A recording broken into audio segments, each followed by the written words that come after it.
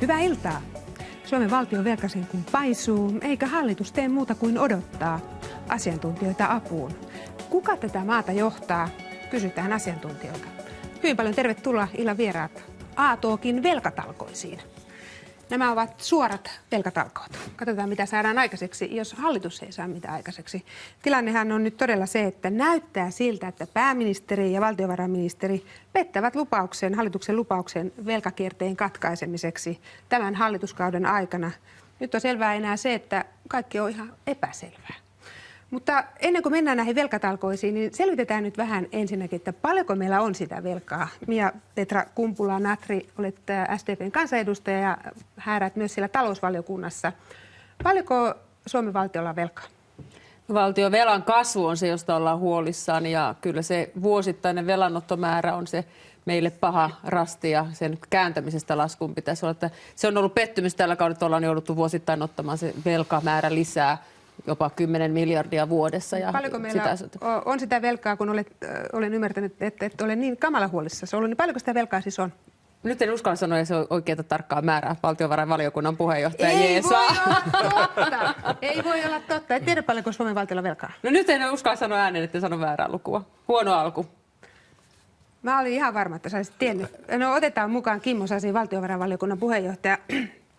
Kertaa yritetään ratkaista velkaongelmaa, niin oletan, että te tiedätte paljonko meillä on velkaa.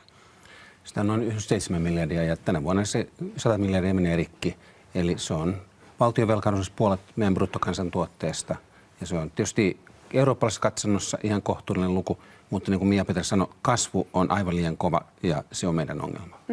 Otetaan tähän screenille tämmöinen reaaliaikainen velkalaskuri. Tämä on Ylen toimittaja Mika Mäkeläisen tekemä. Ja se tikittää, kuulkaa siellä koko ajan. Ja tässä näette nyt meidän velan tällä hetkellä. Mia-Petrakin voi katsoa. Sä näet sieltä. Ja sitten tässä on myös henkilökohtainen osuus. Eli se on jo 17 000 per lärvi. Eli suomalainen lapsi, kun syntyy, niin saa äitiyspakkauksen ja tuo velan sitten. Sixten Korkman, onko tämä velka meille ongelma? On se ongelma pitkällä tähtäimellä. Tässä tilanteessa se tarkoittaa sitä, että ne suurimmat ongelmat meillä on vasta edessä. Ja ne liittyy tähän väestön ikärakenteen muutokseen, josta tulee suuria menopaineita eläkkeissä, vanhusten hoiva- ja terveydenhuoltopuolella. Siellä ne suuret ongelmat on. Ja näin ollen, kyllähän se on ongelma, mutta se ei ole sillä tavalla, jos verrataan vaikkapa 90-lukuun. Silloin hallitus, se ei voinut päättää, se oli pakko päättää, niin kuin markkinat sanelivat. Nyt hallitus voi päättää. Hallitus käyttää valtaa ja käyttää harkintaa, ja se voi tehdä sitä aivan rauhassa, koska markkinat luottavat Suomeen tästä velasta huolimatta. Voi tehdä aivan rauhassa. Velka tikittää siellä koko ajan. Heikki Niskakangas, vero-oikeuden professori, mitä mieltä sinä olet? Onko meillä liikaa velkaa? On liikaa velkaa ja muutaman vuoden päästä on vielä enemmän velkaa. Eli kyllähän se suuri ongelma muutaman vuoden päästä tulee olemaan, että me voidaan elää 2-3 vuotta vielä tällä tavalla, mutta jossakin vaiheessa tulee sitten äkkijarrutus, jos ei mitään tehdä. Seinää ajoon, niinkö? Kyllä. Mia-Petra, kenelle me ollaan velkaisia? Minä nyt haluaisin hypoteettisesti leikisti maksaa tuo oma-osuuteni pois. Mä en tykkää, että mulla on velkaa, niin kenelle me olemme velkaa? No Suomen valtiohan lainaa muilta ja lainaa muille, että sitä velkasuhdetta tai velkaantumista hoidetaan markkinoilla ollaan, ja se, että olemme velkaa muille, niin se, kuten Sixten Korkman sanoi, tärkeintä on se, että meidän velanmaksukykyyn luotetaan, ja minusta se meidän velkojen korkoprosentti on kuitenkin Suomessa hyvä ja kohtuullinen, joka on myös sitten minusta pitäisi olla semmoista maltillisuutta katsoa talouden kokonaisuutta, kun katsotaan velkalukua. Että me saamme halpaa velkaa. Ketkä ovat velkoja? Kenelle me olemme velkaa? No me olemme velkaa hyvin monenlaisille tahoille. Suomen valtion velanhoitoa hoidetaan hajautetusti ja muille maille, amerikkalaisille eläkesijoitusjärjestelmille. Meillä on monenlaisia velkoja, jotka kuitenkin kokonaisuudessaan antavat Suomelle lainan hyvällä hinnalla, joka on tärkeä mittari, koska velkaprosentin koron nousu olisi sitten hyvin kallista tämän velan päälle, ja sen takia olemme maltillisemmalla mielellä kuin moni muu Euroopan maa, jossa valtionveloista joudutaan maksaa korkeita prosentteja. Sixten Korkman, onko tavoitekin se, että Suomi pitää jatkossakin velkaa, emmekä me aio velkaa pois maksaa? No täytyy sanoa, että tässä on sellainen ero kotitalouteen, että yleensä kotitalous maksaa velkaansa pois. Ei valtiot koskaan maksa velkojaan pois. Että se tavallaan ei ole se välttämättä se tavoite, mutta se tavoite on se, että sen velan täytyy se ajan myötä asettua siedettävälle tasolle. Mikä on siedettävä taso, siitä voidaan keskustella. Nykytaso on vielä sellainen, jonka kanssa voisi elää, mutta se on se tavoite, että pitkälle ei ole sellaista kestävyysvajetta, joka tarkoittaa, että se koko ajan ruokkii itseään se velkaantuminen. Se on tärkeä tavoite ja se on vaativa tavoite, koska Suomella on iso kestävyysvaje. Että tämä ongelma on epäilemättä suuri. Mä korostan vain sitä pidemmän tähtäimen näkökulmaa pikemmin kuin sitä, mikä on juuri tänään se tilanne. No puhutaan siitä, että mikä on järkevä velkaraja, jos näin voi sanoa. Kimmo Sasi, mikä on se raja, mitä Suomen ei pidä ylittää, jos me puhutaan velkaantumisesta? No tietysti meillähän on EU-sopimuksissa lähdetty siitä, että 60% on se julkisen velan, eli valtion ja muiden julkisen yhteisöjen velan katto, ja se saavutaan tänä vuonna, että se 60% menee rikki. No mistä se on otettu? Voi sanoa, että se on sellainen luku, että varmasti jos sen alle ollaan, niin me ollaan vielä aika turvallisessa asemassa. Sitten kun aletaan mennä siitä ylöspäin, niin sitten riskit kasvaa, riippuu vähän siitä, että kuinka riippuvaisia me ollaan siitä, että mistä rahat on lainattu. Japanilaiset, itälaiset on lainannut kotimaasta, me on lainattu pääasiassa ulkomailta ja riskit tätä myöten kasvaa. Ja tietysti täytyy sanoa, että Suomessa olisi kyllä tyydyttävää, että oltaisiin siinä 60 maksimissaan. Semmoinen 30% voisi olla hyvä velan taso. Meillähän oli, ennen kuin tämä kriisi alkoi, 30%. Silloin 90-luvun alussa meillä oli 10% velka kaiken kaikkiaan. Ja siinä 30% on se hyvä, että sitten jos tulee vaikeita taloudellisia aikoja, niin sitten meillä on joustovaraa, että me voidaan elvyttää taloutta. Jos me ollaan siellä 6-7%, sitten jos syntyy joku shokki tai joku ongelma, sitten niitä elvyttämismahdollisuuksia juurikaan ei ole, ja sitten me ollaan huomattavasti vaikeammassa asemassa. Mitä on muuttunut ajattelussasi, Kimmo Sasi, tässä samaisessa lähetyksessä marraskuussa 2011 sä sanoit mulle A-talkissa, että suora sitaatti, jos meidän velka on 80%, kyllä Suomen valtio pystyy sen hoitamaan. Olet muuttanut ajatteluasi. Ei, vaan oikeastaan siis 60 on vielä aika turvallista. 80, niin kuin Saksalla on yli 90. Saksa pärjää, on vahva vienti.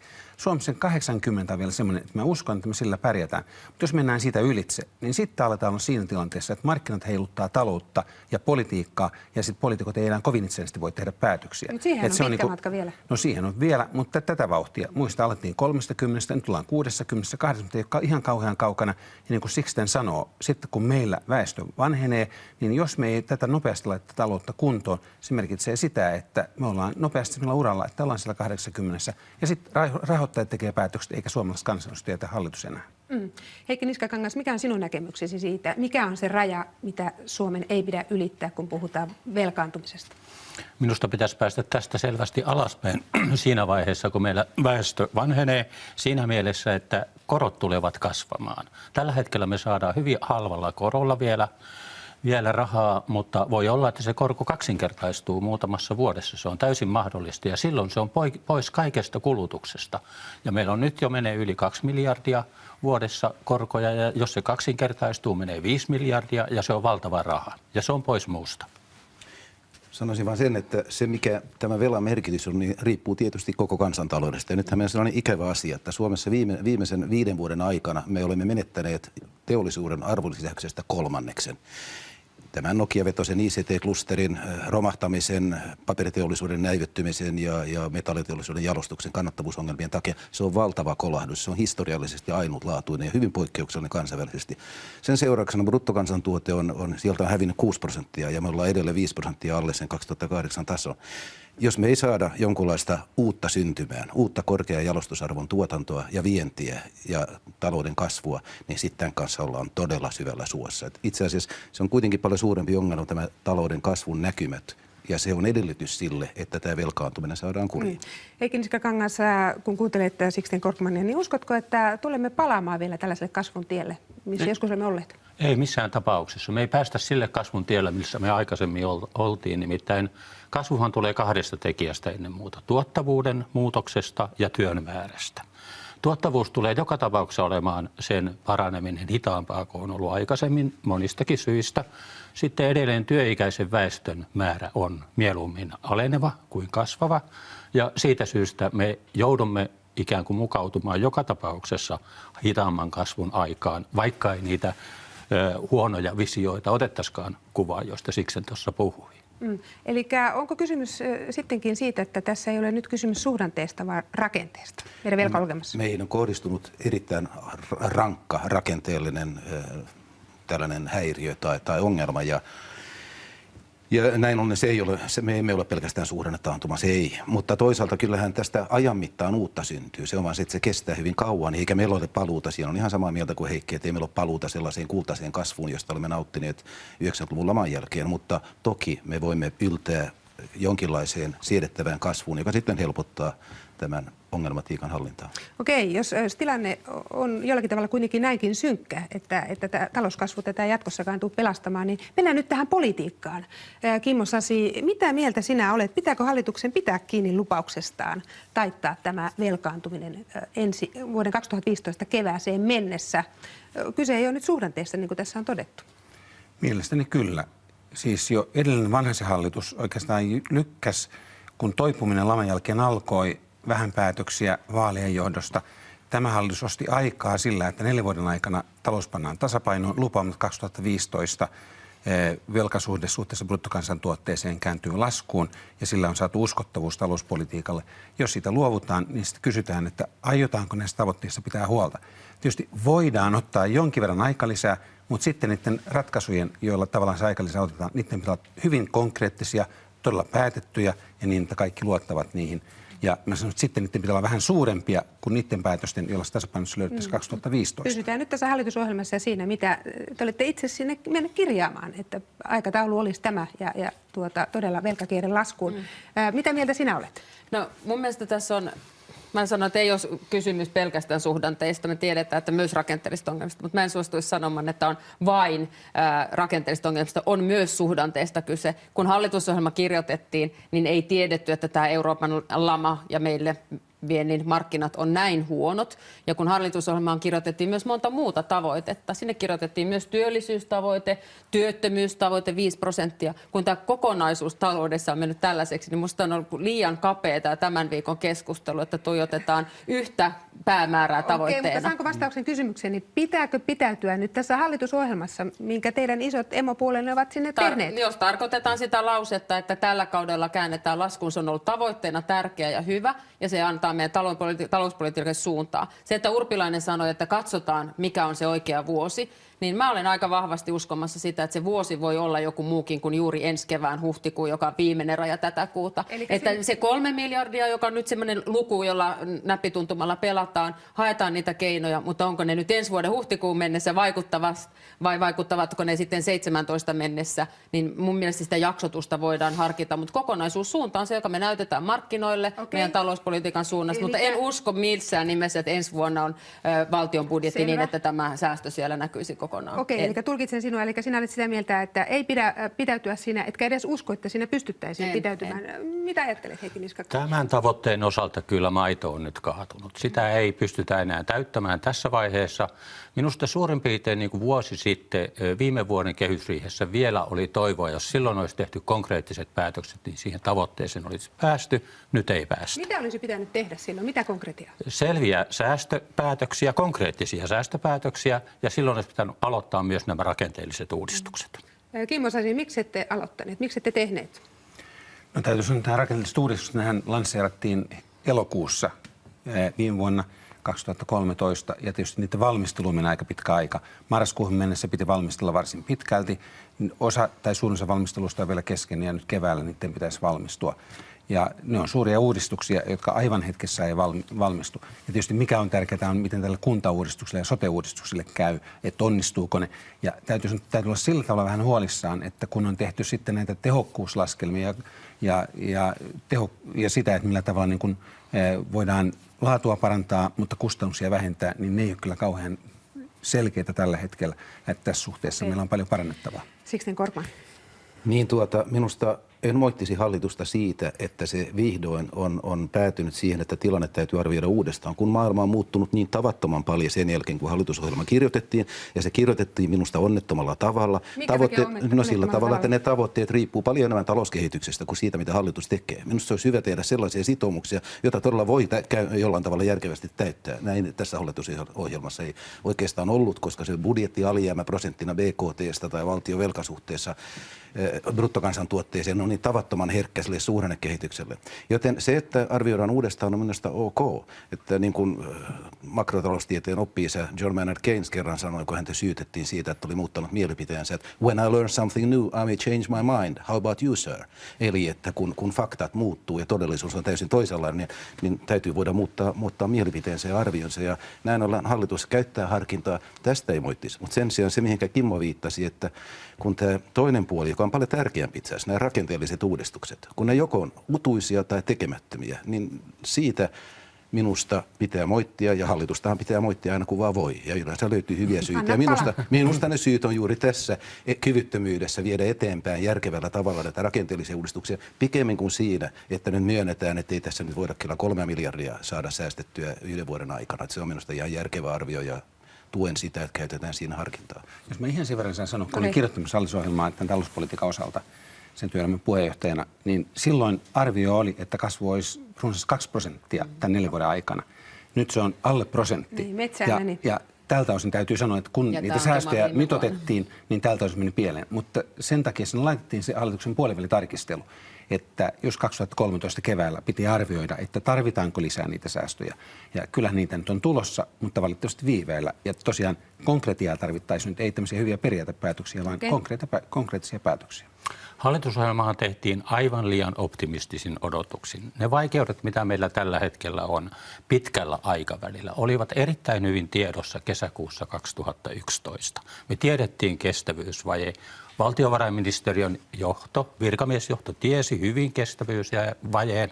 Suomen Pankissa tiedettiin, VATissa tiedettiin. Eli se olisi pitänyt tehdä selvästi ikään kuin ajatellen näitä pitkän aikavälin haasteita, eikä niitä seuraavan vuoden 2% kasvuja. Jos sä sanoin, siellä oli 2 elementtiä. Toinen oli tämä kuntauudistus, josta ihan aidosti uskottiin, että saadaan suuria tehoja. No sen jälkeen, kun sitten todettiin, että pakkotoimenpiteet on mahdollisia, niin tämä kuntauudistus on viivästynyt, niin se ei oikein vielä päässyt maaliin. Toinen oli se työurien pidentäminen. Siellä opiskelijapäässä on pikkusen päästy eteenpäin, mutta mielipiteellä täytyy nyt toivoa, että saataisiin tämän vuoden ratkaisu aikaan, että eläkeikää nostetaan, niin sillähän päästään huikea loikka eteenpäin. Mä toivon, että eläkeikä nousee ja siihen on tehty toimenpiteitä ja ollaan päästy eteenpäin. Sitten kun tarvitaan, niin otetaan lisätoimenpiteitä, että ei taloutta auta se, että on luku paperissa. Se auttaa, että ihmisten työurat on pidempiä ja siinä jaetaan tavoite, kyllä. Okei, ja sekin auttaa, että yli 50 palkattaisiin sinne töihin. Se käytä paperilla se tavoite mitään, mutta hei, katsotaan tähän väliin. Jatketaan keskustelua. Me kävimme tapaamassa valtiovarainministeri Jutta Urpilaista. Katsotaan, mitä hän sanoi toimittaja Sanna Savikolle.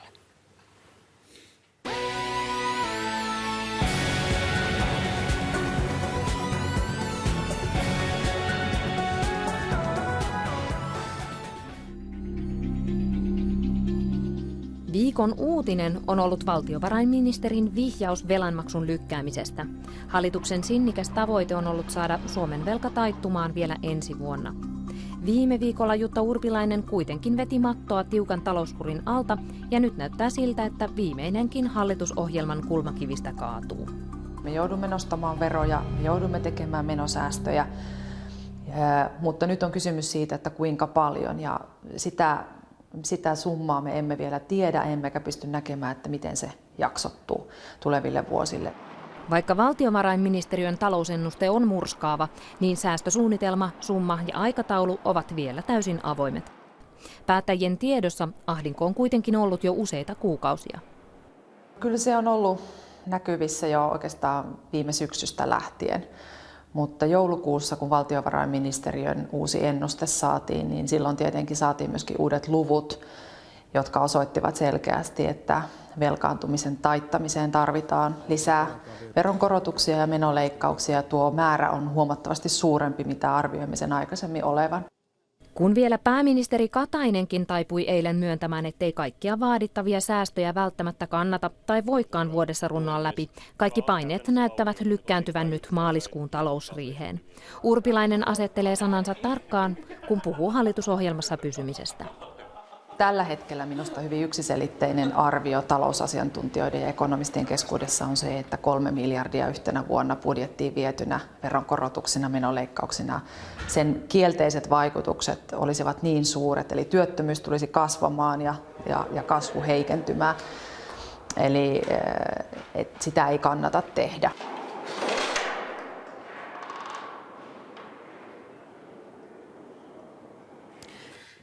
Heikki Niskakangas, onko totta, kun valtiovarainministeri tuossa sanoi, että jos puhutaan tästä 3 miljardin käpin kuromisesta, niin hän sanoi, että sitä ei kannata tehdä, että työttömyys tulisi kasvamaan ja sillä olisi muitakin negatiivisia vaikutuksia talouteen. Onko se totta? Ei välttämättä heti kannata tehdä sitä 3 miljardia, mutta joka tapauksessa pitää lähteä reippaasti sille uralle. Eli näitä korjaustoimenpiteitä pitäisi tehdä etupainotteisesti, johdonmukaisesti ja konkreettisesti. Ja niinhän ei toistaiseksi ole käyttäydytty. Ja se taas, että missä määrin se vaikuttaa talouskasvuun, niin sehän vaikuttaa lyhyellä tähtäimellä tietysti kielteisesti talouskasvuun, mutta pitkällä aikavälillä, jos me katsotaan esimerkiksi Espanjaa ja Irlantia, jotka ovat tehneet reippaita leikkauksia ja rakenteellisia muutoksia, siellä talous on lähtenyt kasvamaan. Ne pitää tehdä myös pitkän aikavälin kasvua ajatellen. Ja Sixten Korkman, mitä sinä sanot? Valtiovarainministeri sanoi, että tulisi niin paljon haitallisia vaikutuksia. Ilman muuta lyhyellä tähtäimellä tulee haitallisia vaikutuksia, jos kiristää finanssipolitiikkaa ja näin ollen parempi on, jos se ajoittuu tilanteeseen, jossa on kasvuun käynnistynyt. Toivon mukaan ensi vuonna kasvu on käynnistynyt, joten kyllä sinne jonkun asteen kiristys sopii, mutta 3 miljardia olisi siltä kannalta minun mielestäni. Mitä tarkoittaa jonkinasteinen kiristys? No, mikä se tarkka luku on, sitä harkitsee nyt sitten yksi asiantuntijaryhmä ja pääministeri ja valtiovarainministeri ja ehkä tuulesta temmattuna on vähän vaikea antaa luku, mutta pannaan se nyt sinne puoliväliin jonnekin. Sinähän jos olette yksi asiantuntijasta, jota tämä hallitus en ole siinä ryhmässä. Mutta jota hallitus on kuullut. Joka tapauksessa niin voidaan se panna sinne puoliväliin. Mä sanoisin vaan siitä vielä, että onhan tässä vähän merkitystä sillä myöskin, puhumme kun me menoista tai veroista. Ja kyllä mä koen hiukkasen hankalana sen, että jos kiristetään verotusta, joka on Suomessa kansainvälisesti katsoen kyllä hyvin korkealla tasolla, samalla vaaditaan sitä, että pitää syntyä niitä uusia yksityisiä työpaikkoja. No kyllä ne synnyttäminen käy vaikeammaksi, jos palkkakustannukset ovat ensinnäkin hankalan korkealla tasolla kilpailukyvyn kannalta ja sitten kasvatetaan sitä verokiilaa, niin ei siinä oikein synny sitä kasvua, jota Heikki peräänkuulutti edes pidemmän päälle. Että kyllä tässä sellaisia ongelmia. Ja näin ollen sanoisin, että pitää harkita myöskin, onko tämä 50-50 nyt sitten ihan järkevä. Ja todellisuudessahan se ei ole ihan 50-50, koska me tiedämme, että kun leikataan kuntien valtionosuuksia, niin ne nostaa kunnallisveroäyriä. Niin, siis hallitusohjelmassa oli myös tämä, että 50% veronkorotuksilla ja 50% leikkauksilla haetaan näitä säästöjä. Kimmo Sasi, kun sä sanoit, että sinä nyt toivoisit kuitenkin, että tässä hallitusohjelmassa pysytään, kovat säästöt olisi edessä, niin miten se sitten tehdään? Mitä pitää tehdä? Nyt konkreettia, mitä tässä Heikki Niskakangas peräänkuulutti jo ajat sitten ja sanoi, että on monta vuotta tiedetty tämä kestävyysvaje. Sehän vielä, siis meillä on rakenteellinen ongelma. Tulot on pysyvästi pienempiä kuin menot ja menoja on pakko leikata. Ja niin kuin Sixten sanoi, niin jos esimerkiksi tuloveroa kiristetään, niin sillä on todella kielteisiä vaikutuksia, että sitä pitää pyrkiä välttämään. Jos sitten veroja ajatellaan, niin kulutusverojen käyttäminen tässä tilanteessa on kaikkein tarkoituksenmukaisinta. Eli tarkoittaa arvonlisäveroa silloin käytännössä ja sitten voi olla alkoholia ja tupakkaa, mutta niissäkin on vaikeuksia, koska meillä on sitten tuontia tältä osin. Että se pitää arvioida, että missä se jousto on kaikkein vähäisintä. Mutta sitten menossa, niin siellä yksinkertaisesti yksi mahdollisuus on se, että menot jäädytetään nykyiselle tasolle, että ei mitään indeksitarkistuksia, ei sosiaalisiin tulonsiirtoihin, ei mihinkään etuuksiin, ei tukiin. Ja sillä saadaan helposti useita satoja miljoonia aikaiseksi. Se ei oikeastaan vielä niin kuin kauhean paljon haittaa sitä taloutta, varsinkin tilanteessa, jos tänä vuonna palkkoja on korottu 20 euroa kuukaudessa. Että täydellinen jäädyttäminen, niin sillä saadaan merkittäviä säästöjä aikaan, se on helppoa. Sitten toisaalta pitäisi tehdä rakenteellisia uudistuksia. Kyllä mä nyt ihan kysyn, jos me ajatellaan niin kuin asumista, jos sitä asujaa tuetaan, sitten korkovähennyksellä tuetaan, sitten rakentajia tuetaan, kaikkia tuetaan. Että kyllä esimerkiksi asumisen puolella siellä voitaisiin aika paljon perätä näissä kaikissa tuissa ja saada satoja miljoonia säästöjä helposti aikaiseksi. Oletko valmis lähtemään tälle tielle? No mä en olisi valmis lähtemään ihan suoraan kaikkein tuloon siirto riippuvaisimpien ihmisten kukkarolla käymiseen. Ja se on ollut yksi ajatus perustana siinä, että 50-50. Ja onko se kirjaimellisesti aina näin, mutta siinä ajatus on siinä, että vero- ja veronmaksukyvyn mukaan meillä on Suomessa eri tasotuloilla olevia ihmisiä. Ja jos meillä on eläkeläinen, jonka 670 euron kuukausituloihin tuli se alle 10 euron lisä ja vuokrat meni yli 20 euroa lisää. Tällaisia palautetta tulee. Esimerkiksi asumisesta. Niin, no asumisessakin, että hän mainitsi myös, niin kuin, mikä tulo tai mitä kaikkea tuetaan. Mä olen samaa mieltä, että joku yritystuki eivät ole tehokkaita. Meidän pitäisi tehostaa yritysten rahoitusmarkkinoita, yritysten rahoituksen saantia ja siellä puolella PK-yritysten kasvunäkymiä. Mieluummin kuin sitten, että käytetään tehottomia yritystukia. No onko SDP valmis mistään leikkaamaan? Pakko on olla leikkaamaan valmis. No, meillä ei ole listat valmiina ja me odotetaan siihen ensiksi valmisteltua työtä ja teemme omaa valmistelua. Että mulla ei ole leikkauslistoja esittää, mutta mulla on se oma mielipide. On omia mielipiteitä, mutta että mun mielestä se, missä on vaikea sanoa, että mentäisiin niihin kaikkein pienempi tulos. Niin sitä tarkoittaa, että kun indeksit jäädytetään kaikessa, niin meillä on ihmisiä, jotka elää niiden varassa ja ne ovat hyvin pienenä. Silloin se tulisi myös ostovaikutukseen kaikkein rajuimmin. Okay. Jos ihmiset, jotka käyttävät kaikki tulonsa kauppoihin, ostamiseen, niin se olisi sitä kautta kysynnän puolelle huono ratkaisu. Minä toivon, että hallitusohjelmassa ei pysytä, vaan että hallitusohjelma pannaan kokonaan sivuun, koska se on tehty aivan erilaisissa olosuhteissa ja aivan väärin olettamuksin. Ja istutaan nyt alas ja katsotaan, missä ollaan ja mitä tehdään. Ja silloin, kun katsotaan, mitä pitää tehdä, niin veroja ei oikeastaan voida enää korottaa. Ne on ihan tapissaan. Meillä on nyt yli 45% BKT:stä meidän bruttoveroaste, joka on luultavasti Euroopan korkein tänä vuonna, joka tapauksessa 3 kireimmän verotuksen joukossa. Ja sitten taas, jos me katsotaan julkisia menoja, 58% bruttokansantuotteesta. Millään veroilla ei voida sellaisia menoja kattaa. Sen painopisteen on pakko oltava täällä rakenteellisten uudistusten ja leikkausten puolella. Ja veronkorotukset jää joka tapauksessa ihan minimiinsä. Niin, tämähän on maailman ennätysluokkaa, tämä ovat melkein 60%. Joo, se 58%. Se on myös niinku eurooppalaista ihan huippua ja tämä 45% eurooppalaista huippua. Ja koko maailmassa huippua. Niin, sitä tarkoittaa. Siis mä olen samaa mieltä, että meidän julkiset menot suhteessa bruttokansantuotteeseen, ei osuutena, ovat liian korkealla tasolla. Se on aito ongelma. Yli ajan se täytyy painaa alas. Osa sitä tapahtuu, merkittävä osa kyllä bruttokansantuotteen palaamisen kautta siedettävämmälle tasolle. Muistettakoon, että 90-luvun aikana se oli pitkälti yli 60%, Ruotsissa se oli yli 70%, lamassa se nousee, kun bruttokansantuote supistuu. Mutta ei se meitä pelasta, vaan todellakin yhdyn kuitenkin siihen, että tämä menohillintä on erittäin tärkeää. Täytyy sanoa, että pitää olla aika varovainen näiden toiveiden suhteen. Siis ei tuolla ole mitään kovaa kasvua. Nokia oli oma tapauksessa, 5% vuosittain kasvua.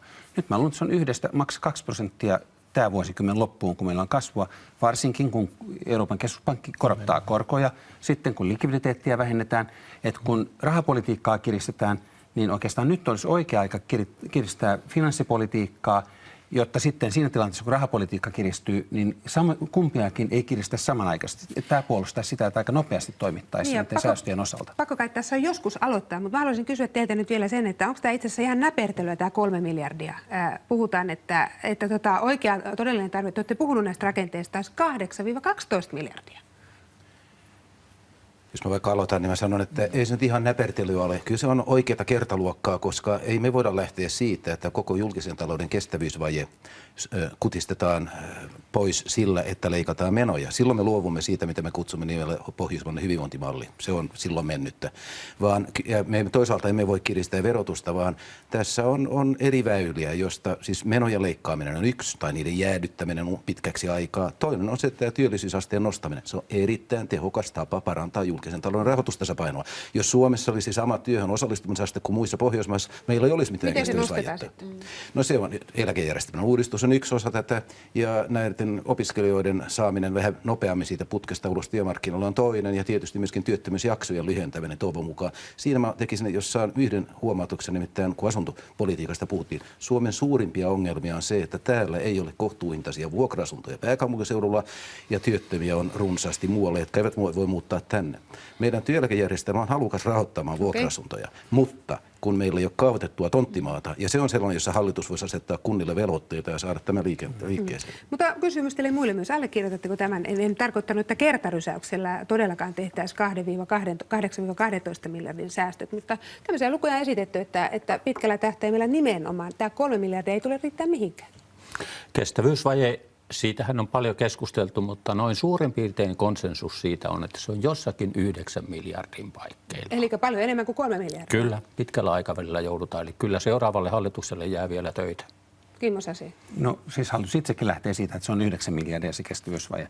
Ja voi olla, että se on ehkä jopa vähän alakanttiin, että siinä suhteessa haaste on erittäin kovia. Ja tähän voidaan vain korjata sillä tavalla, niin kuin Sixten sanoi, huomattavasti pidemmät työerot, ihmiset on pidempään, ja Ruotsi voidaan ottaa myöskin siinä suhteessa oppia, että meillä ihmiset liian helposti päästetään työkyvyttömyyseläkkeelle, kun Ruotsissa kuntoutetaan. Ihan se, että ihmisiä kuntoutetaan, se saa huomattavia niin kuin myönteisiä vaikutuksia työhön osallistumiseen. Mutta just sitten ihan nämä palvelut, kunnalliset palvelut on tehottomia, jos niitä ulkoistettaisiin, yksityistettäisiin, niin saataisiin laadukkaampia ja tehokkaampia palveluita nopeasti, ja se olisi ihan merkittävä keino pyrkiä korjaamaan tätä Sehän ei siis suoranaisesti tule innossaan, Kimmo, varmaan yksityistämisen puolelta. Mä olen samaa mieltä, että tehostamista löytyy ja sitä varten meillä on sote-uudistusta tekemässä, että mikä on järkevin tapa tehdä tehokkaasti näistä rakenteellisista uudistuksista. Ehkä kuitenkin jopa tärkein on sosiaali- ja terveysuudistus, joka tehdään. Mutta mun mielestä ei voi ajatella, että tämä taloudellinen toimeliaisuus loppuu. Et viime vuonna oltiin negatiivisessa kasvussa. Nyt jos puhutaan 1-2%, se on kuitenkin eri suuntaan ja BKT:tä kasvattamaan. Ja hallitus on nyt jo sitoutunut siihen, että kun kulut tulevat joka tapauksessa kasvamaan, niin sitä kulujen kasvamista leikataan, että vanhustenhuollosta selvitään hyvin ilman, että menot kasvaa sitä tahtia, kun tällä nykyisellä rakenteella se menisi.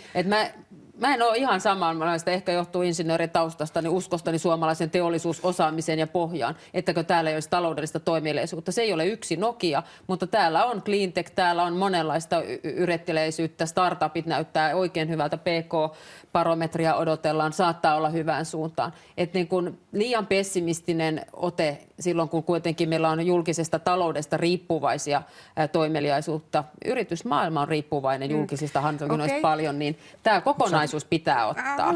Saat puheenvuoron, mutta haluan kysyä vielä tähän liittyen, että mikä olisi sitten se riittävä talouskasvu, joka hoitaisi meidän nykyiset menot, jos me ei tehdä näitä rakenteellisia uudistuksia? Minkälaisesta kasvusta me puhutaan?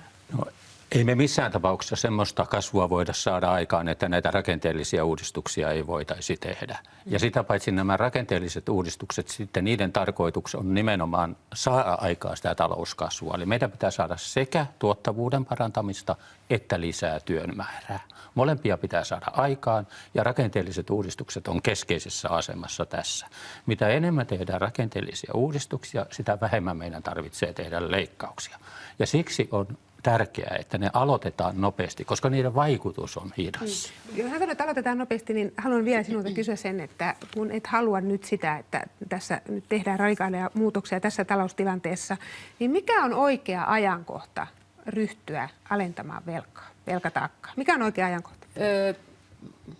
Mä heitin luvun, että onko se 2017, johon mennessä on velkasuhde kääntymään päin. Mutta ne toimia tarvitsee aloittaa nyt. Mä olen siinä aivan samaa mieltä. Niitä suunta täytyy olla vakuuttava koko aika. Mutta en mä oikein näe, että silloin kun me ollaan haparoivasti kääntymässä kasvuun, niin me tehdään kovat leikkaukset vain todistaaksemme, että velkataakka kääntyi keväällä 2015. Vaan että niin kuin Niskakangas sanoi hyvin näistä rakenteellisten uudistusten tarpeesta, pitäisi kysyä oppositiolta, miksi rakenteelliset uudistukset eivät kelpaa, ja hallituksessa on määrätietoinen tahto ne toteuttaa. Se ei ole ollut helppoa, se on ollut tuskaisen vaikeaa yleiseltä tuelta, sitä ei ole tullut, mutta se täytyy hoitaa, koska se tarkoittaa myös meidän tämän pohjoismaisen mallin säilyttämistä, että meillä on mahdollisuus hoitaa hyvin palvelut, ja se viesti pitää olla varma. Kimmo Sasi, sinäkö haluaisit sitten tehdä tällaisen äkkirysäytyksen ja hävittää pohjoismaisen hyvinvointivaltion? Siitäkö tässä on kysymys? Ei, kun kysymys on hyvinvointivaltion tulevaisuuden turvaamisesta. Jos ei ole taloudellista pohjaa, niin hyvinvointivaltiotakaan ei ole. Ja on tämmöinen hyvä sääntö, että jos sulla on ongelma, ratkaise ongelma nopeasti ja mene normaalisti eteenpäin. Ja nythän me ollaan siinä tilanteessa, että on syntynyt tämmöinen negatiivinen kierre. Lykätään säästöpäätöksiä ja kaikki pelkää, että kuinka tässä taloudessa käy. Jos nyt tehdään näin, että hyvä, että 3-4 vuoden kuluttua yritetään saada tasapainoa aikaisemmin, niin kaikki odottaa, että miten nämä säästöt tässä jatkossa vaikuttaa. Mä otan nyt tässä rahoituskriisissä 2 esimerkkiä. Latvia pani nopeasti täytäntöön kaikki välttämättömät toimet. Latvian talous kasvaa tällä hetkellä erittäin hyvin ja ne on vuonna alusta eurossa ja tilanne on suhteellisen terveellinen. Kreikka, niille oli vaikeaa tehdä säästöjä, niin ne on sanonut, että okei, tehdään periaatepäätöksiä ja sitten niitä ei panna täytäntöön tai sitten niitä pannaan joskus tulevaisuudessa täytäntöön. Ja mikä on Kreikan tilanne? Täys katastrofi.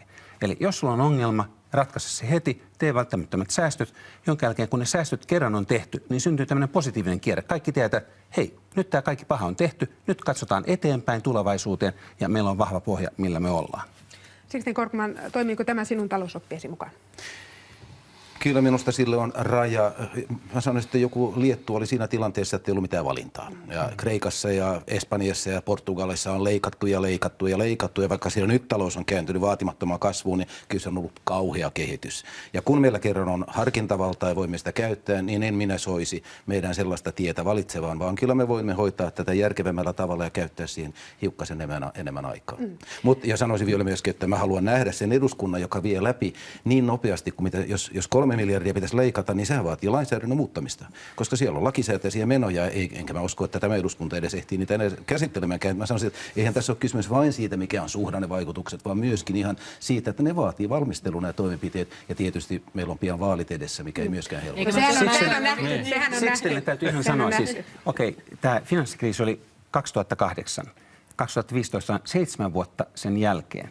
Eli siinä on kyllä aika pitkä aika laittaa sitä taloutta kuntoon 7 vuotta. Ja normaali suhdannekierto on 7 vuotta. Nyt meillä on kaksoistaantuma, että tilanne on hieman erilainen, että se on pitempi kuin 7 vuotta. Mutta jossakin kohtuajassa se talous pitää saada kuntoon, muuten me ei kyetä hoitamaan sitä asiaa. Mutta siis realiteetti, myöskin poliittinen realiteetti on se, että kun sitä 3 miljardia tehdään, niin niiden ratkaisujen pitää olla järkeviä. Ja just niin kuin sanottu, jos jäljelle jää esimerkiksi vain tuloveron kiristys, joka olennaisesti haittaa taloudellista kasvua, niin silloin sitä vaan ei voida tehdä. Ja me ollaan tietysti poliittisen realiteettien kanssa tekemisissä, että niiden toimenpiteitä, joita pitää tehdä, on semmoisia, jotka mahdollisimman vähän haittaa kasvua. Niskakangas sanoi esimerkinomaisesti, että nyt on päästy jo kasvuun Irlannissa ja Espanjassa. Joo, mutta mä en toivo myöskään, että Suomi tekee niin syvältä käyn niin kuin he tekivät. Et kun meillä on nyt kuitenkin ajoissa määrätietoisilla toimilla mahdollisuus pelata, niin tehdään mieluummin loivaa nousua kuin että äkkijyrkkä pudotus, jolta sitten joskus kuopan pohjalta pääsee. Espanjan yli 50% nuorisotyöttömyysaste, ei sellaisia Suomeen. Ei meidän tarviikaan, koska ei meidän tilanne ole lähimainkaan niin huono kuin mitä Espanjassa ja Irlannissa nimenomaan tai Kreikassa on ollut, että mitään semmoista ei tarvitse. Mutta tarkoitan sitä, että jos tehdään nopeasti näitä päätöksiä, niin sitten päästään nousu-uralle. Ja sitten jos katsotaan näitä säästöjä, meidän pitää muistaa, että tästä julkisista menoista vähän yli puolet on sosiaali- ja terveysmenoja. Eli, ja sitten jos katsotaan, miten hallitus on edennyt tässä projektissa, niin ei kai teistä kumpikaan anna kovin hyvää arvosanaa hallitukselle, että miten siinä on edetty, että jos olisi heti alussa systemaattisesti lähdetty uudistamaan sitä puolta sillä tavalla, että se on tehokas, sieltä tulee säästöjä, niin me oltaisiin nyt jo aika lailla erilaisessa tilanteessa. Hyvä. Mennään tästä eteenpäin vielä. Katsotaan puheenvuoro siitä, minkälaista luottamusta herättää se, kun pääministeri ja valtiovarainministeri sanoo, että he haluavat harkita ja kuulla asiantuntijoita. Menevätkö he asiantuntijoiden selän taakse?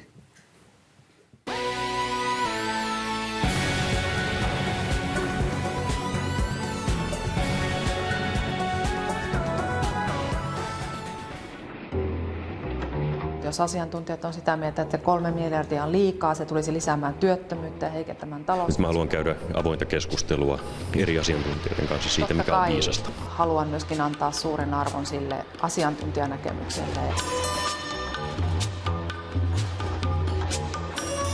Urpilainen ja Katainen luottavat asiantuntijoihin. Nyt näyttää siltä, että jopa päätöksenteossa. Tutkija Lauri Holapan mielestä taloustieteilijöillä on jo enemmän valtaa kuin monilla kansanedustajilla tai jopa ministereillä. Käytännössä asettaa poliittisen keskustelun reunaehdot ja määrittelee sen, mikä talouspolitiikassa on mahdollista ja mikä on välttämätöntä. Samat tutut nimet toistuvat työryhmien ja seminaarien osallistujalistoilla. Holappaa huolestuttaa asiantuntijanäkemysten yksipuolisuus. Ei anna hirveän hyvää kuvaa meidän poliittisesta järjestelmästä se, jos ei ymmärretä sitä niin kuin kaikenlaisen yhteiskuntatieteellisen tiedon poliittista luonnetta. Ja siten niin kuin, tavallaan kuvitellaan, että on olemassa jotain neutraalia tietoa taloudesta. Se on se ongelma. Nyt asiantuntijat eivät vaikuta enää pelkästään ennakkokeskusteluissa, vaan poliitikot näyttävät tukeutuvan tausta-ajattelijoihin myös päätöksenteon avainhetkillä. Me tullaan antamaan hyvin suuri arvo asiantuntijoille, koska me halutaan tehdä viisasta ja järkevää talouspolitiikkaa. Mä haluan oman kantanikin tehdä sitten kollektiivisen päätöksenteon yhteydessä. Eli minusta tätä nyt on syytä vielä harkita ja valmistella ja sitten päätökset tehdä maaliskuussa. Jos uusia päätöksiä ei tehdä, niin sitten toimitaan ihan hallitusohjelman mukaisesti, mutta jos päädytään johonkin toiseen, että Suomen kannalta on viisaampaa olla tappamatta talouskasvua ylisuurilla sopeutuksilla, niin mä haluan pitää mahdollisuudet auki. Nähtäväksi jää, esitteleekö lopullisen budjettiratkaisun asiantuntija, virkamies vai ministeri.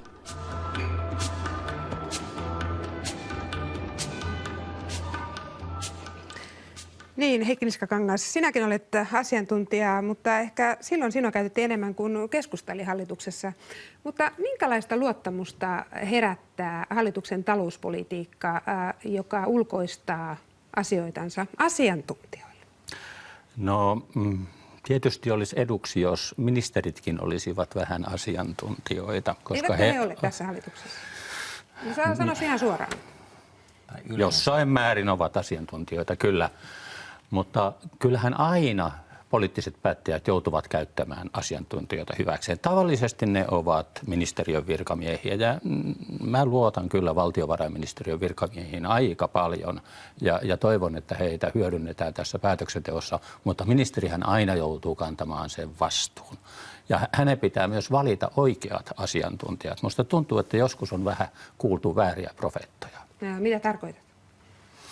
No esimerkiksi tässä asiassa, jossa sanottiin, aikanaan tehtiin tätä optimistista hallitusohjelmaa, niin oli paljon oikeita profeettoja, jotka sanoivat, että näihin olettamuksiin tätä ei voida rakentaa, tätä ohjelmaa. Ja kuitenkin valittiin ne asiantuntijat, jotka kertoivat poliitikoille kaikkea hyvää. Sixten Korkman, sinä olet asiantuntija, tämä hallitus on sinua käyttänyt, niin kerro se, että mitä he nyt odottavat. He sanovat sekä pääministeri että valtiovarainministeri, että he haluavat nyt kuulla asiantuntijoita ja tehdä viisaita päätöksiä ja harkita. Ja odottavat vielä valtiovarainministeriön uusinta talousarviota sitten. Niin mitä he oikein odottavat? Muuttuuko tässä jotakin yllättävää nyt vielä? Sanoisin, että tässä on pari kuukautta vielä aikaa sinänsä, ennen kuin se päätöksenteon aika on kehysriihessä. Nyt tuo velkakello tikittää koko ajan. Minusta on aika luonnollista ja ihan hyväksyttävääkin, että valtiovarainministeri ja pääministeri käyvät keskustelua erilaisten ihmisten kanssa. Ja toisaalta täytyy sanoa, että kyllä mun ymmärryksenä ainakin on se, että kyllä he ovat aika hyvin perillä näistä kovista faktoista, jonka edessä me olemme, ja ovat myöskin hyvin perillä monista näistä talouspolitiikkaan liittyvistä yksityiskohdista, että kyllä siellä on paljon. He kuuntelevat, mutta he tekevät tietysti sitten sen oman arvionsa. Ja joskus he ehkä kuuntelevat vähän valikoivasti sitä, mikä sopii heidän itsensä kannalta, että sellainen vaarahan on aina olemassa. Mutta joka tapauksessa kyllähän he tekevät päätökset ja kantavat siitä vastuun. No miten sinä neuvoisit heitä, jos sinulta nyt kysyttäisiin, että sanopas nyt Sixten, miten tämä homma pitää hoitaa? Ensimmäinen suurin ongelma meillä on tämä talouskasvu. Ja valitettavasti on niin, että ei ole mitään nappia, josta voi painaa, että se tulee käyntiin, mutta on monenlaisia asioita, joita voidaan tehdä, jotta sitten pidemmällä aikavälillä kuitenkin saisimme enemmän startup-toimintaa, joka onneksi on vilkasta, enemmän kasvuhakuisia yrityksiä ja uutta vientitoimintaa. Ja siinä palkkamaltti auttaa, siinä auttaa se, että hallitus on aivan oikein alentanut yhtiöveron kantaa, joka minusta oli viisas ratkaisu. Toiseksi mä sanoisin, että tämä ei ole se iso juttu nyt, tämä 3 miljardia. Että sitä voidaan, jos halutaan vähän jaksottaa, vaikka kyllä täytyy tyytyä, on hyväksyttävä, että menoja leikataan ja ehkä joku tällainen hyvinvointivaltion halpamalli saa luvan meille kelvata. Ja kaikista tärkeintä on ne rakenteelliset uudistukset, se liittyy tähän osallistumisasteen nostamiseen, mutta myöskin kuntien palvelutuotannon tehostamiseen. Laskelmien mukaan pienikin parannus siinä, niin saa pitkällä tähtäimellä aikaan erittäin suuria menosäästöjä. Kuuntelisitko sinä tällaista asiantuntijaa, jos olisit demariministeri, hyvinvointivaltion halpamalli? No se ei halpa malli, riippuu kehenkä taas kohdennetaan. Me tiedämme myös, että on pakko tehdä toimenpiteitä, jotka kaikki eivät ole helppoja. Siitä tiedetään ja koetetaan sitten tasapainottaa. Suomella on kriisitietoisuus minusta hyvällä mallillaan. Siihen on auttaneet euromaiden ongelmat. Me halutaan pitää omasta taloudestamme niin hyvä huoli, että me ei ole minkään eurokriisi maan tiellä. Ja se on ollut niin paljon näkyvissä, sitä keskustelua on nähty. Ja se valmius minusta ymmärtää säästöjä on parempi kuin se on aikaisemmin ollut. Mutta sitten tarvitaan se, että se tehdään myös oikeudenmukaisesti, että tässä veneessä ovat muutkin kuin ne sosiaalisiirtojen varassa elävät kaikkein köyhimmät. Okay. Että sen tasapainoisen säästämisen haluan nähdä. Oletteko samaa mieltä, että emme ole tällaisten euromaiden, kriisimaiden velkatiellä, niin kuin hän sanoi? No kyllä, mun mielestäni me ollaan semmoisessa kevyt versiossa tällä velkatiellä tällä hetkellä ja kurssi on pakko yksinkertaisesti kääntää. Jos ei tehdä nopeita päätöksiä, niin me olemme suurin piirtein samantyyppisissä ongelmissa kuin Etelä-Euroopan valtiot. Eli meillä on aikaa semmoinen 2-3 vuotta tehdä ripeitä ratkaisuja. 2-3 vuotta? Joo. No sano se logiikka, minkä takia esimerkiksi Saksa, Ranska, niillähän menee aika hyvin ja porskuttaa hyvin, jos katsotaan katsotaan heidän velkaantumistaan. Jos verrataan meidän Suomen pikkuvelkaa. Italialla velka on noin 120% BKT:stä. En väitä, että heillä hyvin menee, mutta lainaa on aika hurjan paljon enemmän. Saksa ei velkaannu tällä hetkellä oikeastaan ollenkaan. Niillä on budjetti tasapainossa. Me velkaannutaan 8 miljardia suurin piirtein vuodessa. Miksi me velkaannutaan? Sen takia, että meillä on niin valtavat menot. Ja on vielä muitakin syitä. Meillä on esimerkiksi se syy, että Saksassa on ratkaistu erittäin fiksulla tavalla nuorisotyöttömyysongelma. Nuorisotyöttömyyttä ei Saksassa juuri lainkaan. Meillä ei ole tehty tämän tyyppisiä ratkaisuja aikaisemmin. Kuka on aiheuttanut aikaisemmin. meille nämä menot, kun sanot, että velkaannutaan sen takia, että meillä on niin suuret menot? Kuka on aiheuttanut meille nämä menot? Hallitus ja eduskunta. Kimmo Sasi, mitä te olette oikein hommanneet? Siis tämä menorakenne on vuosikymmenten kuluessa syntynyt ja täytyy sanoa, että silloin kun meillä tämä Nokian huima nousu, niin silloin me ajateltiin, että meillä on varaa vaikka mihinkä tahansa. Mä muistan, mä olin hallitusohjelmaneuvottelussa 2007, jolloin Matti Vanhasen toinen hallitus muodostettiin ja silloin ajateltiin, että rahaa on ihan rajattomasti. Ja silloinkin, jos on ehkä pikkusen pitemmälle pitänyt katsoa, että voisi antaa puolueista, hallituksesta jossain määrin riippumatonta, että ei ole riittävän aikaisessa vaiheessa nähty niitä rakenteellisia ongelmia. Tai on nähty ne rakenteelliset ongelmat, mutta niiden torjuminen ihan kauan helppoa. Ne on todella vaikeita poliittisia päätöksiä, joissa kukaan oikeastaan ei kansalaisten keskuudessa välttämättä saa kiitosta. Niin tosin mä sanoisin, tällä hetkellä kansalaisten kriisitietoisuus, kun mä keskustelen torilla ihmisten kanssa, se on yllättävän hyvä. Että joskus tuntuu siltä, että kansan kriisitietoisuus on parempi kuin eduskunnan. No tässä aikaisemmin Sixten Korkman sanoi vaaleista, niin onko tässä nyt sitten vaaleista kysymys, että nyt ei tehdä sitten mitään? No tietysti tilannehan muodostuu vaikeammaksi, mitä lähempänä vaaleja ollaan. Et ensi syksynä rajojen leikkausten tekeminen on vaikeampaa. Jos tulee voimaan 4 kuukautta ennen vaaleja, niin jokainen tietää, että sillä on kielteinen vaikutus puolueen kannatukseen. Ja kyllähän se jossain määrin houkuttelee siihen, että päätöksiä tehtäisiin myöhemmin.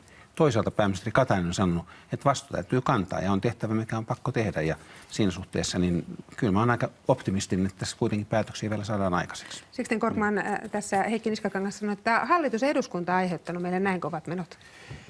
Joo, mä totean ensinnäkin tuohon vielä, kun nyt tehdään päätöksiä, jotka menee yli vaalien, että on se vähän hassua tietysti, että tämä hallitus päättää seuraavan hallituksen politiikasta tai toimista, että voiko se käytännössä toimia. Mutta tästä mä yhdyn siihen, että totta kai viime kädessä Suomessa vastuun kantaa hallitus ja eduskunta. Että jos tämä kansakunta menee huonoon suuntaan, niin heitä me syytämme ja välillisesti itseämme, koska olemme heitä äänestäneet. Mutta minusta Kimmo oli ihan oikeassa siinä, että me elittiin eräänlaista Nokia-huumaa. Ja silloin, paitsi että se sitten romahti, josta tuli todella rajuja vaikutuksia koko kansantalouteen, niin siinä oli sellainen vähän sekundaarinen ongelma. Niinä hyvinä vuosina niin oli helppo lisätä kuntien menoja, ennen kaikkea kunnissa varomattomasti. Ja samalla palkatkin nousi kyllä vähän turhan paljon. Ja nyt sitten ollaan suossa. Tämä hallitus sai palkkamaltin aikaiseksi, joka minusta on ollut kyllä niin kuin jo koko Suomen mukaan lähtö talkoisin, että meillä tiedetään, mikä on palkkakehitys ja sillä on iso merkitys. Vienti on se meidän takkuuva kohta. Että jos me jätetään Portugalin tielle, että meillä loppuu vientituotteet, teollisuuspohja, niin se on se iso rakenteellinen uhka, joka on edessäpäin. Mä en puhu pelkästään Nokiasta, vaan kaiken kaikkiaan se, mitä me voidaan viedä. Se, että meillä on vienti romahtanut, niin tarkoittaa aina isoa. Että jos nyt katsotaan, että 4% vientikasvu tarkoittaa prosenttia BKT:stä, kummin päin sen katsoo, niin siihen satsaaminen myös, että meillä on sitä vientiä, että mä oon elänyt oikeastaan koko aikuisuuteni niin sillä, että Suomi elää viennistä. Ja kun kääntyikin toisin päin, että meidän vienti alitti tuonnin, niin sitten oltiin uusissa taloustilanteissa ja se on haaste. Mä en suinkaan tarkoittanut, että pitää syyttää vain tätä hallitusta ja tätä eduskuntaa, vaan niin kuin Kimmo tuossa sanoi äsken. Silloin 2007, kun muodostettiin Matti Vanhasen toista hallitusta, puhuttiin niin sanotusta jakovarasta. Yli 3 miljardia ylijäämä. Joo, eli nyt on meillä jakovaraa ja riideltiin siitä, kuka saa tätä jakovaraa. Hyvä. Tänään on kuultu, kuulkaa semmoinenkin puheenvuoro, että parasta, mitä Suomelle voisi tapahtua, on se, että me menetettäisiin tämä 3 luottoluokitus, lyhyt kierros. Siinä olisi meille ratkaisu, että sitten kuulemma päästäisiin tekemään todellisia talouspoliittisia järeitä päätöksiä. No en mä nyt niin toivoisi. Me saadaan varmaan järki käteen vähän toisenlaisinkin keinoin. Kriisitietouttahan on, niin kuin Kimmo totesi. No se heijastuisi suoraan meidän korkoihin ja ne luvut käytiin läpi, että 2 miljardin korko on nykyään halpa ja hyvä. Mä luulen, ja kun on tavannutkin näitä reittaajia ja käyvät haastattelemassa, niin se ei ole yksin yksi luku, vaan se on se kokonainen uskottavuus, joka tulee ihan Suomen sotavelkojen maksamisesta lähtien. Okei. Ollaan maailmalla tunnettu siitä, että talous hoidetaan hyvin ja sitä epäluottamusta ei pidä Suomeen ottaa, etteikö luotettaisi jatkossakin. 3 aata. Suomessa valitettavasti on pikkuisen sellainen kulttuuri, että sitten vasta ryhdytään toimeen, kun on ihan pakko. Ja on siinä tietty logiikka, mutta emme kyllä missään tapauksessa toivo, koska jos 3 aata menee, siitä voi syntyä taas tämmöinen niin kuin negatiivinen kierre, että mennään huonompaan suuntaan ja kaikki alkaa pelkää, mitä taloudessa tapahtuu, ja se olisi kovin hyvä. Ja niin kuin Mia-Petra sanoi, me on aina maksettu meidän velat, että kyllä mä luulen, että luokittajat luottaa kuitenkin Suomeen, että me viime kädessä aina velat maksetaan. Ja valtion velkakirjat näyttää hyvin menevän kaupaksi. Vielä toistaiseksi, niin. Mä uskon, että lusikka otetaan kauniiseen käteen, vaikka säilytetään 3 aata. Okei. Nyt tuo velkalaskuri tuolla tikittää koko ajan, niin tämän ohjelman aikana on 700 tonnia tullut lisää Suomelle valtionvelkaa. Ja siis keskustelua ei olla käyty vielä ihan 53 minuuttia, että aikapommi tuossa tikittää. Ihan lyhyesti kaikilta vielä se, mitä veikkaatte? Minkälaisen kompromissin hallitus tulee tekemään nyt suhteessa näihin säästöihin ja tähän 3 miljardiin? Vaalit on todella lähellä. Mitä veikkaat? Miten Katainen tulee ulos maaliskuussa? No siitä toteutetaan osa ja osa jaksotetaan sitten tuleville vuosille. Ja se osa, joka toteutetaan, niin se on sitä luokkaa puolet siitä tai jotain, ja kuinka se jakaantuu sitten. Ehkä se jakaantuu 50-50 sitten jollain tavalla, koska se on kuitenkin hallitusohjelmaan kirjattu. Mutta näetkö sinne mitään ongelmaa, että sälytetään sitten seuraavalle hallitukselle? Kuten mä oon yrittänyt sanoa, että minusta tämä ei ole kyllä se ydinkysymys. Että mä näen suurempia kysymyksiä talouspolitiikan kannalta kuin sen, että onko se nyt sitten 1 tai 2 miljardia se, joka säästö siinä tehdään. Miten sä veikkaat? No, tähän suuntaan ja siihen on hallitus sitoutunut. Mä en puhuisi hallituskriisistä ollenkaan, jos meillä on valtiovarainministeri, joka on viime hallituksesta siirtynyt pääministeriksi, että onko osaamista tai ei. Mä luotan Kataisen osaamiseen, mä luotan Urpilaisen osaamiseen, mä luotan vielä tähän hallituksenkin erittäin hyvin. Mun mielestä tässä poliittisessa kulttuurissa, että voidaan keskustella ääneen 6 puoluetta hallituksessa ja vielä, että asiantuntijoidenkin kanssa voi keskustella, niin ei ole minusta hyvä, ollenkaan huonoa, vaan hyvää poliittista kulttuuria. Hallituskriisihän teillä on joka viikko, milloin mistäkin asiasta. En mä koe tätä näin, mutta ei kyllä tiedä, kokeeko Kimmo. Mä uskon, että syntyy päätökset 3 miljardista ja luovutaan tästä 50-50, koska kaikki ekonomistit sanoo, että ensisijassa säästöjä ja vähemmän veroja. Ja sitten, jos siellä tehdään merkittäviä jäädytyspäätöksiä, että suurin osa etuuksista jäädytetään, niin sitten ehkä venytään 2016. Katsotaan, että 2 vuoden aikana se jäädytys tuottaa sen tuloksen, että 2016 on tasapaino. Mutta tietysti parempi olisi, jos 15 oltaisiin valmiita. Okei. Mitä veikkaat? Mä pelkään, että käy niin kuin syksyllä, että sanotaan, että tehdään reippaita päätöksiä ja ollaan jämeriä, mutta ne eivät ole riittävän konkreettisia. Eli niitä ei kovinkaan paljon ehditä panna toimeen ennen kuin vaalit tulee vuoden päästä. Tätä pelkäät? Pelkään, joo. Hyvä. Ei se hyvä, että pelkäät, mutta hyvä vastaus. Kiitoksia teille kaikille tästä erittäin valaisevasta keskustelusta. Pitäkää huoli omistakin rahoistanne. Hyvää illanjatkoa myös katsojille. Huomenna kannattaa katsoa Pressiklubi. Sehän on siirtynyt TV1, muistakaa se. Siellä keskustellaan siitä, onko politiikka rikki ja pääministeri rampa ankka. Hyvää illanjatkoa. Kiitoksia.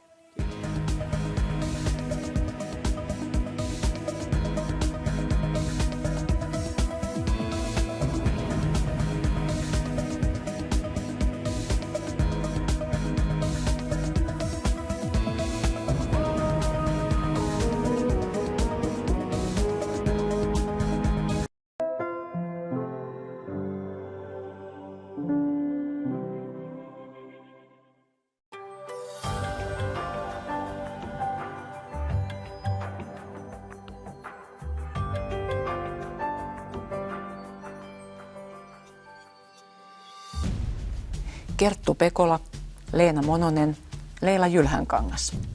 Ja keskustelu isosta, tunteita herättävästä asiasta, eli eutanasiasta. Inhimillinen tekijä perjantaina Ykkösellä. Perjantaina Straadassa kovassa pyörityksessä ollut Meeri Koutaniemi kertoo, mitä ajattelee ympärileikkauskuvista syntyneestä kovusta.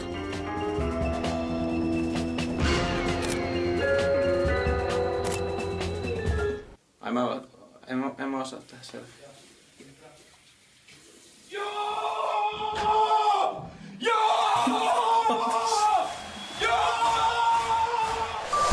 on maksuton Yle Sotsi Arena-applikaatio. Saat yli 700 tuntia olympialaisiin livenä.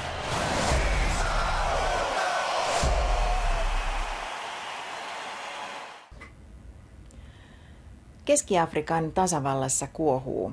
Kristittyjen ja muslimien välinen taistelu on vaatinut jo yli 1000 uhria. Ulkolinja esittää nyt tuoreen raportin, joka kertoo Keski-Afrikan sekavasta tilanteesta, jota kansainväliset joukot pyrkivät ratkaisemaan. Eilen myös Suomi vahvisti lähettävänsä sotilaita Keski-Afrikkaan kriisienhallintaoperaatioon. Ohjelma sisältää kuvia, jotka voivat järkyttää herkimpiä katsojia. Illan päätteeksi kello 23 seuraan liittyy Hiljainen todistaja jaksolla Varjojen yössä. Sarjalla on ikärajaluokitus 16. Minun puolesta rauhallista ja hyvää loppuiltaa.